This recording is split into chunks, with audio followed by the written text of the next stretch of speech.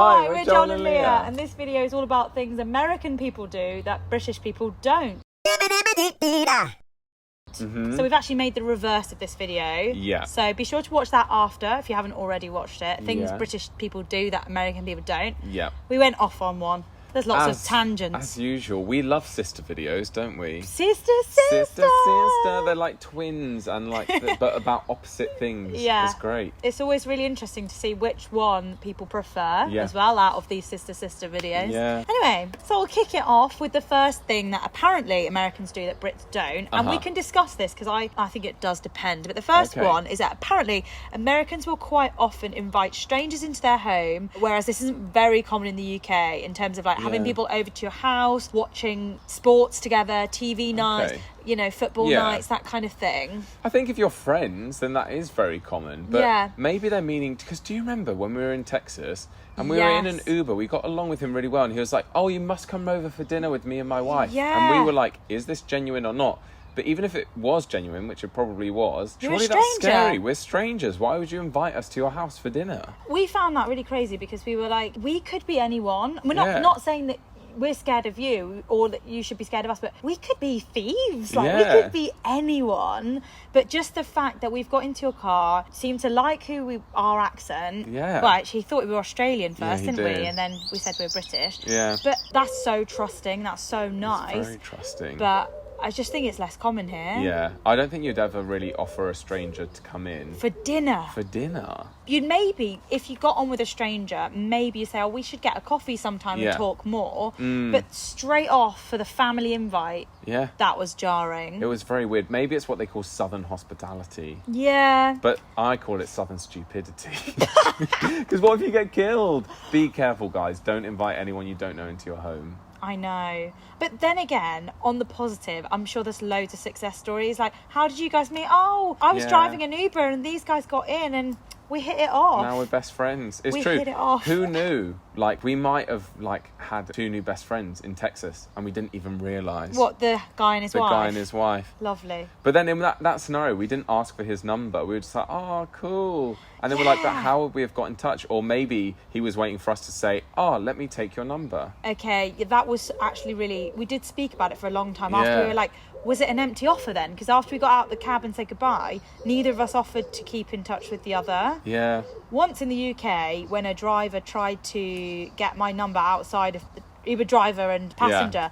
I made a complaint. Oh, really? Yeah. Yeah. Because he hit on you. Yeah, he hit on me. Wow. Anyway, it happens. Occupational hazard when you're a sexy lady. I actually remember crying in that Uber about a boy. That was so funny. Why. That's why. Shoulder to cry on. Yeah, take advantage. I don't fall for that. No. Just I kidding. might be crying, but I'm not stupid. Just kidding, I married him. Okay, right. Okay, so the next one, again, it doesn't apply to everyone, but it's going to church. I've got a stat here that only 53% of the UK's population is Christian, 6.2% belong to other religions, and then just over 40% are non-religious. So it's quite different to the States where a lot of people do go to church. I don't have the exact stat for how many people go to church, but there's such a huge community of churchgoers in America. They're Christian mad. And actually, I feel like lots of them identify as being a Christian, but without going to church all the time, or they might not, in my view, be like real Christians, but they identify culturally as, oh, I'm a Christian because I'm from this baptized, country, or I'm right, baptized, okay. or my family were, or I was always brought up that way. Yeah. Whereas in the UK, I think you only really consider yourself a Christian if you are a practicing Christian. A practicing Christian, have those beliefs. Yeah. But yeah, they are a very religious country, America. Yeah, whereas in the UK, I feel like people would rather go to a pub than go to a church. Yeah. And I think almost are a religion to some Brits. Yeah. Like, the community that they find there is so similar to, like, the community that some people might find in a church. It's all about people, often, isn't it? Yeah. But yeah, that's a whole other conversation.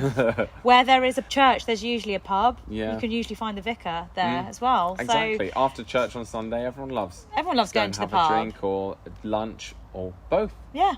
So quite different there. Oh yeah, I wrote here, I went to look at a property that is a church conversion. It just sort of like highlighted to me. I was like, oh my gosh, this is so weird that this was a church. It's now in an area where there's just not enough churchgoers. Churches, you notice, are becoming apartments, properties, and they look really cool. And also, I think maybe if you do move into one, you'd feel like really protected and safe in a way. Because you're like, well, this used to be a church. Yeah, like, I'm going to be fine safe here. But it was Yeah. more just towards the point of that there are less and less. Still thriving in the UK, but Yeah. it's not unusual that you see like a church conversion that's now become like a block of flat. Oh, exactly. Yeah. They do look really They nice look really when cool. they've been converted. I always think that lots of churches and denominations of Christianity are now having modern buildings. So my church is an old theatre. Yeah. So it's like they use different places. It doesn't have to be a traditional church. So then it frees up those old buildings to be used for whatever. Whatever, really. Like concert venues. Yeah. You see all that. It's very, very London, very trendy. So the next one is that Americans love their dryers, tumble dryers, drying machines, whatever you call it. We have them in the UK and we love them too, but just not as much. I just think we prefer a washing line. I mean, I'm looking at Yeah. one right now. My parents' in the washing garden, line, getting your sheets out on the washing line. They smell so much nicer. Yeah. They don't go crispy. Some people love crispy sheets. I Yeah, don't. no. Dryers make them so crispy. But I feel like a lot of Americans in the comments, just on videos, they just don't understand why we wouldn't use the dryer. Yeah. I think it's like what we've spoken about before as our version of kettles. We're like, we don't understand why you wouldn't just have electric kettles as a staple. Yeah. You got your toaster. Yeah. You got your kettle. Staples. Maybe it's their version of that. They're just like, why wouldn't you have a dryer? Yeah. But as you say, it's so nice. I love hanging out my bedding, my wet bedding, Yeah. in the garden on the washing line and just Yeah. seeing it billow in the breeze. The air is drying it. And then you fold That it is up. so It funny. smells nice. It's just, you Yeah. know, nature has dried it. Yeah. So lots of houses in the UK do have dryers. Yeah. Just choose not to use them, or maybe Or only use in them in winter. winter, yeah.